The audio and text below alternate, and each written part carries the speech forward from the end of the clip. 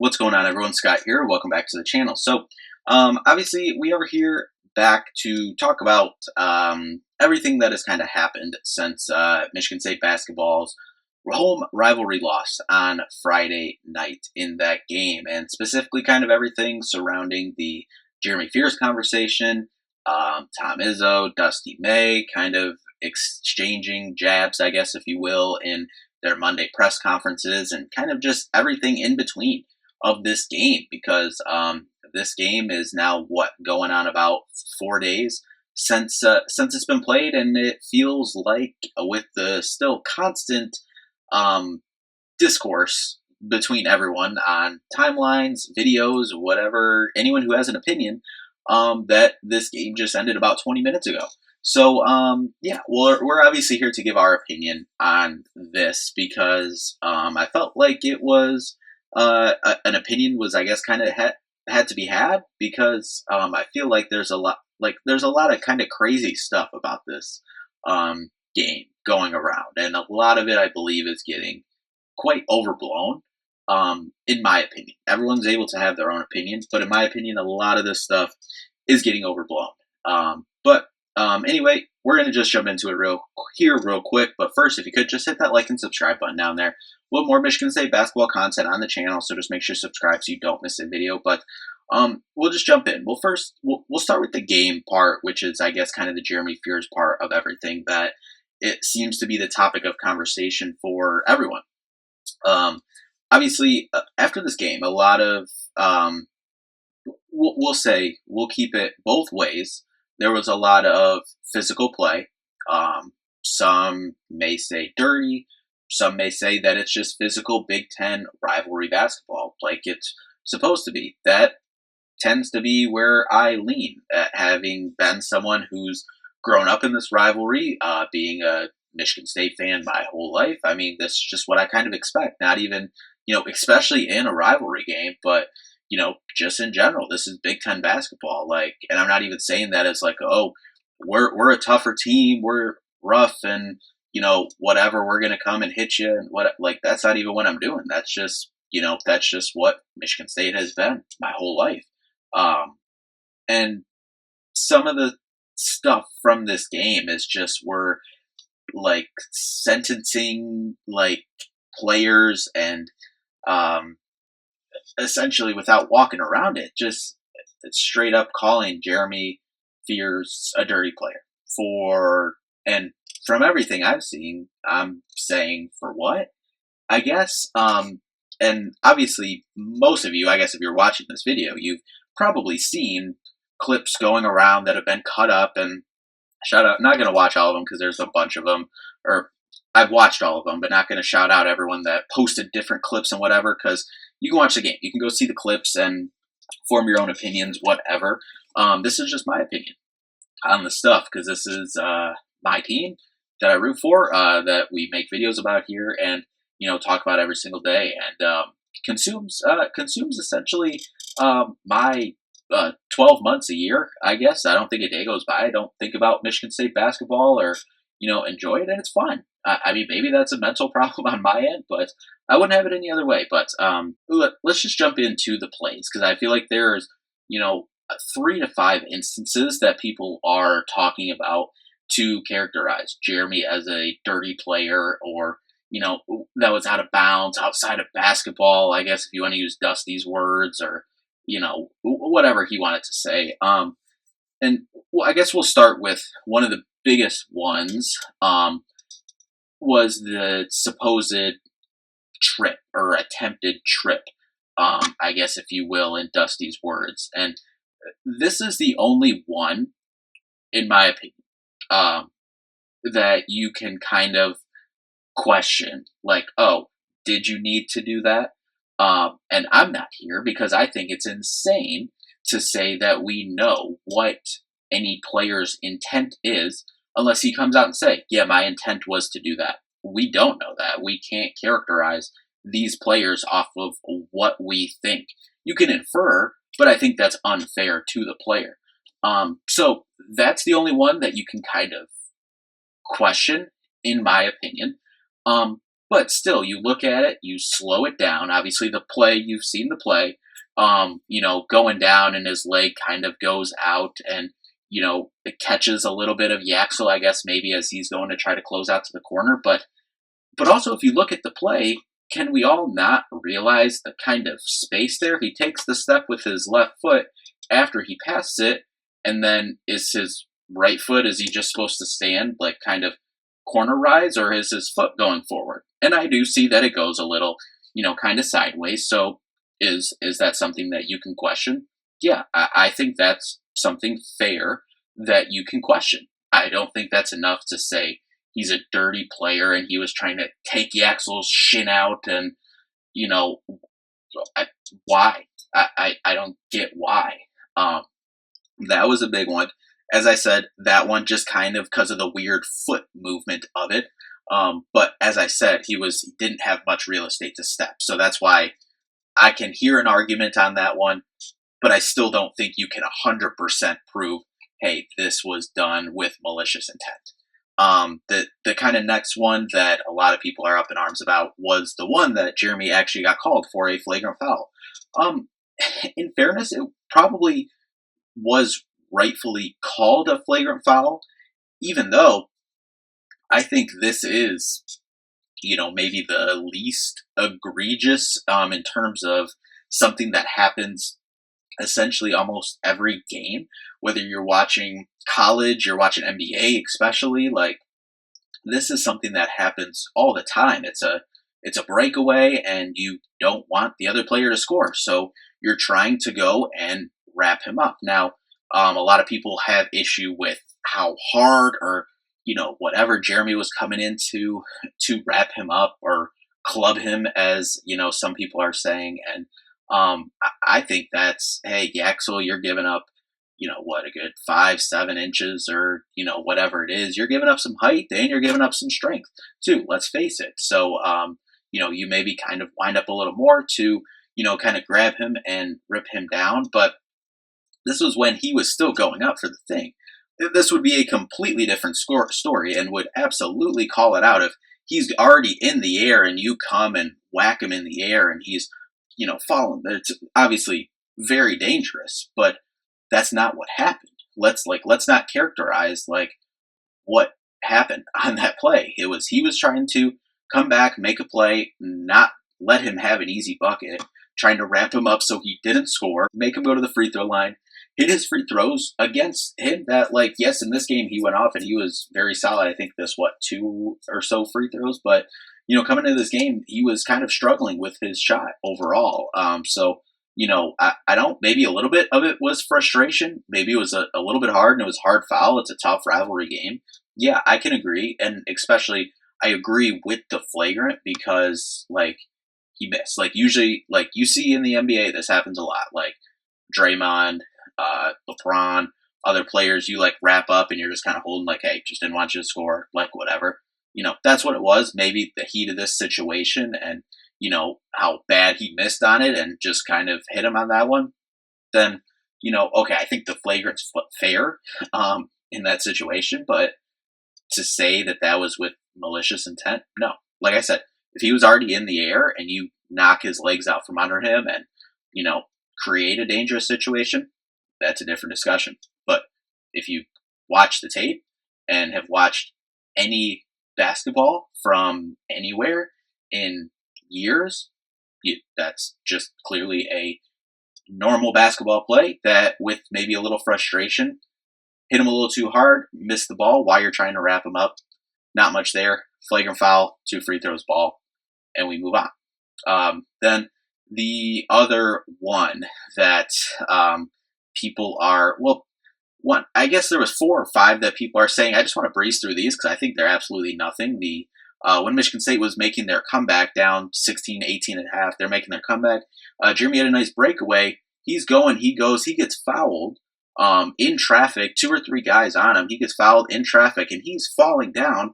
People are trying to say that he had the wherewithal going full speed to the basket to finish through 2 or 3 people, get fouled, make the layup, that he has the wherewithal to hook his arm and tear Yaxel, I believe it was, down with him and pull him down to the ground. I mean, if he has that wherewithal, I mean, that's some like next level, like 3D, like, stuff. Like, I'm going to go through these three people, lay the ball up, but then also, turn to make sure I can grab this person's arm and rail him down with me. Like, what are we even talking about here? So I didn't want to spend any time on that because I think that's absolutely ridiculous. Then the next one was kind of on defense where he was in a help position and Kaysen got rid of the ball and they're saying he helped over and purposely hit him in the face. Whatever. I mean, your arms are, you're in help defense. You're trying to go for the ball. Like, whatever. Like, I just thought that was a, why even bring that up? That's a normal, like, go through like a couple possessions later, I'm sure you'll find the same thing happen, in when you're going through the lane in traffic. Like, that's just nothing there. But then this one was kind of the most laughable one, which they're all kind of laughable in my opinion. But the situation where their player was standing over Jeremy and he's trying to get up, but the player, and mind you, like, Jeremy had already been, like, this was the one where the ball was in the air, jumps up, get it, a flop when he's coming down. Like, we can call it what it is. I've, said at times this year, I thought some of the Jeremy flops and, foul baiting stuff was kind of out of control. A little bit of a flop there. I have no problem with saying that in that position. But then on the ground, I believe there was a foul there, trying to get the ball out there too, and then players standing right over top of you as well, not moving. What are you supposed to do but push him and get the person out of the way? Like what are we what are we doing? Can we not use some common sense here? What would you do if someone's standing over top of you? Just stand there. Hey, can you please move, sir? Like, I'd like to play the game of basketball that we're in the middle of playing.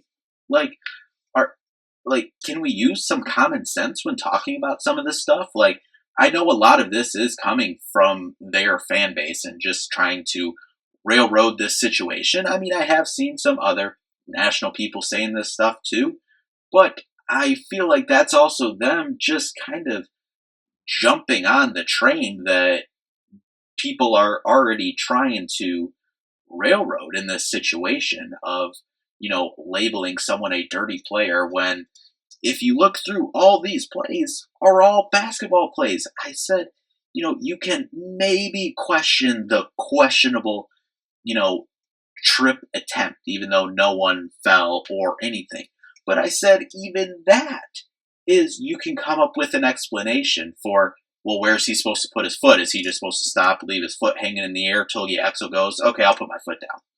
So that is not even that questionable to me. But all of the other ones are fairly laughable, and that one's even fairly laughable in my opinion. So I just think this has got completely overblown. We're wrongfully, labeling this player who's having the best stretch of his college basketball playing career over this last 3-4 weeks, this past month essentially, has been on an absolute tear. He has been absolutely insane over the last couple weeks for Michigan State, and is the reason why they are in the situation they are. He's now averaging 15 points a game, averaging 9 assists. I mean, he's playing and I've said it now for, a solid 2 weeks, he's playing like the best point guard in the country right now. If you want to say top 2 or 3, sure, I'll say saying the best, maybe you can say hey, that's the Michigan State dude, but there's no debate that he's not playing at worst a top 2 to 3 point guard in the country. And he is firmly in the race for Big Ten Player of the Year. Now, depending how the rest, there's still a whole lot of schedule to play this year. Michigan State's only sitting 1 game out of first place. So a lot of things can change. But, he's sitting in that Big Ten Player of the Year race too, should I say.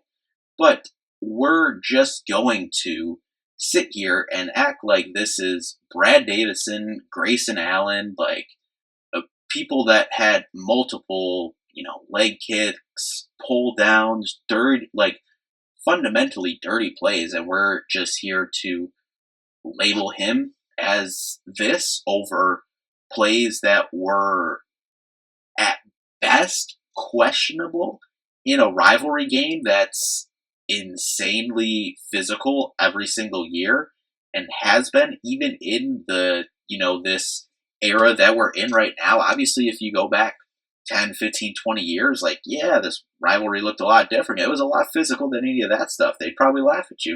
I'm not here to say that, like, oh, back in the day. No, like, even by today's standards, I did think, and I said it during the recap of this game, I thought the refs lost the game in the first half because I thought there was a lot of crazy stuff going on with, and some of this is Jeremy, some of the kind of, the foul baiting stuff, and some of that was and I've said this, I've been, very upfront with this Jeremy stuff all year about the foul baiting stuff. I said, I feel like yes, it can be very annoying to watch, even as a fan. But as a rival, rival fans or just casual fans, probably not the best basketball to watch. But for Michigan State, for this team, it works. If you're down, and slow the game down, get to the line and, slow things down, get yourself, everyone calm, back in the game, compose everyone, and, keep it moving and get back into the game. We've seen that multiple times this year. So is it the best basketball to watch or, whatever other, words you want to use? Like, at times, the foul baiting stuff, no. But that's not all that he does. Like, we're acting like he can't, that he doesn't, operate off screens, pass the ball, get to the lane, creative finishes, stuff like that. There's, definitely stuff that he can work on. But as I said, he's playing like one of the top 2 or 3 point guards in the country. In my opinion, he's playing like the best over the last 2-3 weeks. Big Ten Player of the Year, or Big Ten Player of the Week. The last 2 weeks certainly prove that. And he's in the contention for Big Ten Player of the Year. So I just don't think, and I'm not saying just because someone's in the Big Ten Player of the Year race that if they're making dirty plays that, that should exclude them from any criticism. No, not saying that at all. If he did something seriously dirty, like I said, if, that Yaxo play, if he was in the air and shoved him from behind and like completely different story, but that's not what happened. Like we can use our eyes. That's not what happened. So that stuff is all very, very weird to me and definitely forced and, just not accurate at all. So, would think that's all just kind of got overblown. So that's kind of just my opinion on that whole situation. Now let's get to the coaches side of things here. Exchanging jabs Monday, I guess, if you will, in the press conferences. You first start out with Dusty at his press conference and him essentially saying that, yep, there was, I think was asked about the Fears trip, and he's like, alleged trip, like, well, it wasn't a fake trip or whatever words he used. Like, it's right there. There's 40 minutes of tape, whatever. It's all there. And then he was asked if he contacted the staff about it, and he's like, no. So then Izzo, a little later on at his press conference, was told about this response by Dusty, and he's like, no, like, there was a lot of dirty stuff, as there is always in this rivalry, no matter if you're playing basketball, you're playing football, you're playing baseball, you're playing soccer, whatever you're playing in this rivalry. Any big rivalry like this, there's going to be extra dirty stuff. Izzo said it exactly right. We've seen the video cut-ups that there was dirty stuff from their side too. Whatever you want to say. Or extracurriculars, I guess, is a better term. Because I wouldn't even call any of some of that stuff dirty. I would just say extracurricular in a rivalry game. And Izzo said, thought there was stuff both ways. He said, Al Fears and Cadeau were going at it pretty good, but that's what you get in a game like this. And Izzo says, if anyone did anything dirty, tell them to call me. We can talk about it. Because that's what normal human beings do. That's what normal professionals and coaches do about it, not just complain about it to their media, their local media, their Detroit news, media. I guess we'll leave it at that. Just call, especially seeing how much a lot of these coaches do call and talk to each other about like the craziness of just college, basketball or sports in general. Just pick up the phone and call. Like, it's your rival. It's not like these two are ever going to pick up the phone, call each other about, this or going like, oh yeah, I'll see you down at, whatever, this recruiting thing, like whatever, oh yeah, I'll see you at the, uh, golf club, like whatever. Like these coaches aren't going to call and do stuff like that. But if something happened in a game that you really thought was that malicious, that we're thinking about calling the lawyers from a couple years ago with the tunnel incident at their football stadium, like if you think something's that serious, then be a human being, pick up the phone, call the coach from that team and just say, hey, thought this was out of line. Just wanted to give you my opinion on that. We play again in a month. Like, what do you have to say on this? Izzo can respond how he wants to respond, give his explanation. Izzo did say that he said there were some things that I talked to Jeremy about, whatever, but nothing, as he said, if anyone did anything dirty, call me. And I don't see why people have a problem with that, saying that Izzo's entitled. Like, why does he have to call him? He can call him. Because Izzo's been in this rivalry for 35, 40 years. Whatever, he knows none of the stuff was dirty. Even the stuff from them, part of the rivalry. Like, it's part of a physical basketball game. We don't have to sit here and act like we're playing chess or checkers at a table. We are playing Big Ten basketball in a rivalry game. None of this stuff was going to get anyone injured by something that happened in any of this instances. Like them pulling Jordan Scott down to the floor, a handful of other instances as well. Like you can watch the video cut up. Shout out Andrew Talks Hoops on Twitter. I know he got a lot of backlash, probably from both sides, from some of the clips he was posting. I know he said, and I don't blame him, said that he was never posting any videos about any of this again in terms of fouls or, extracurricular stuff. And I don't blame him because, I mean, just seeing the discourse on all this stuff has been absolutely insane. But, yeah, just kind of wrapping that up. I think Dusty is doing the same thing he did after the logo stuff last year. Just going on his little, I think I saw he was on Rich Eisen as well. Like he's just going on his little podcast run now. I think he was on Game Day on Saturday. So he's going on his little podcast run, probably pushing how, whatever agenda he wants to push out, how it goes. And hey, listen, they're sitting tied atop the league right now. They just got the big rivalry win over us. They should be able to talk how they want it. We got a month of the season left. We have this rematch at the end of the year coming up. They're arguably, Izzo said it, they're probably the most talented team that, you'll see this year. And if not the most, maybe at worst, top 3 or 4 most talented team that you'll see in college basketball this year. So, who knows how that game goes. I'm not saying we're going to go into Chrysler the last game of the year and win, but, Michigan State's only sitting a game out of this thing. They just got the big win in this one, but all this extra stuff, has just kind of got out of control. And, and I'm not shocked, but I have, kind of said over the last couple days, seeing all this is we are slowly on the basketball side moving into the football realm of kind of the ridiculous discourse that comes now every time these teams play. And it is just kind of a headache. I get it's part of, this rivalry, and neither side likes each other. Neither side is ever going to like each other. I get it, but just kind of some of the, the cheap comments and just kind of nonsense at every turn. Don't like it. Would prefer it. I'd prefer it leave the football side too, but I thought the basketball thing, for years has been, fine. Obviously would love the days of, when it was Izzo versus Beeline and those teams.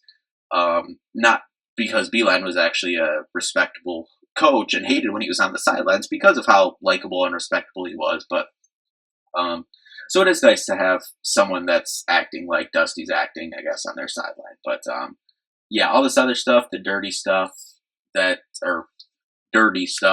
people are throwing out there is kind of ridiculous. But, that's kind of just my opinion on all that stuff. Not that you asked for it, but here's a video and a good 25 minutes or so talking about it. But anyway, that'll do it for this one. We got a month and about a week until we have this game again. So it's going to be a long month. But anyway, that'll do it for this one. We'll be back tomorrow morning with a preview for Michigan State on the road at Minnesota. So thank you all so much for watching. We'll see you in the next one. Peace out.